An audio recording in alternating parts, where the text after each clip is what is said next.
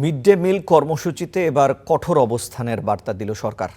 রোববার দুপুরে রাজধানীর বিভিন্ন খাবার সরবরাহকারী প্রতিষ্ঠানের সাথে মতবিনিময় সভায় মন্ত্রণালয় থেকে মানসম্মত এবং পুষ্টিকর খাবার নিশ্চিতে জিরো টলারেন্সের ঘোষণা দিয়েছেন প্রাথমিক ও গণশিক্ষা প্রতিমন্ত্রী।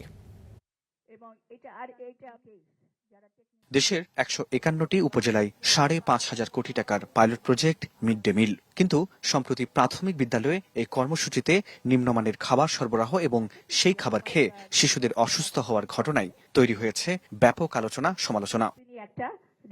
এই পরিস্থিতিতে সরকারি প্রাথমিক বিদ্যালয়ের ফিডিং কর্মসূচির আওতায় শিক্ষার্থীদের মাঝে মানসম্মত খাবার সরবরাহ ও বিতরণ নিশ্চিত করতে মতবিনিময় সভার আয়োজন করে প্রাথমিক ও গণশিক্ষা অধিদপ্তর। রোববার সকালে মিরপুরে প্রাইমারি টিচার্স ট্রেনিং ইনস্টিটিউটে সভায় অংশ নেয় খাবার সরবরাহকারী বিভিন্ন প্রতিষ্ঠান।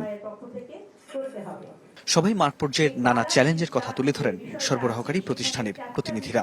তবে অনেকের কাছেই সেটি ছিল দায় এড়ানোর চেষ্টা।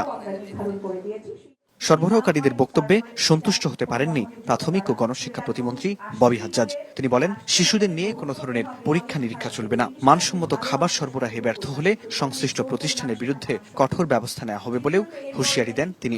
অ্যানুয়াল ন্যাশনাল বাজেটে 1% খরচ করছি, বাচ্চারা সঠিকভাবে খাবার পাচ্ছে না, এই কথাটা যদি জনগণের কাছে যায় তাহলে জনগণ ক্ষিপ্ত হবে না খুশি হয়ে হাততালি দিবে? কেউ আপনাদের গলা চিপতে আসে নাই। আমরা শুধু চাই কাজগুলো সঠিকভাবে হোক।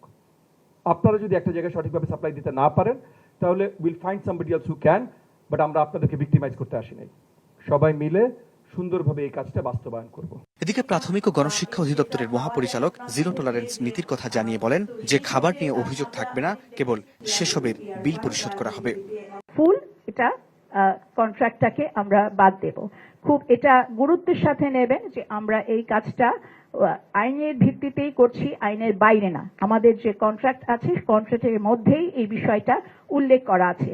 ঈদের পর থেকেই শিক্ষার্থীদের হাতে সঠিকভাবে মানসম্মত খাবার পৌঁছে দেওয়া সম্ভব হবে বলে আশা প্রকাশ করেন প্রতিমন্ত্রী। ফরহাদ বিন নূর, স্টার নিউজ, ঢাকা।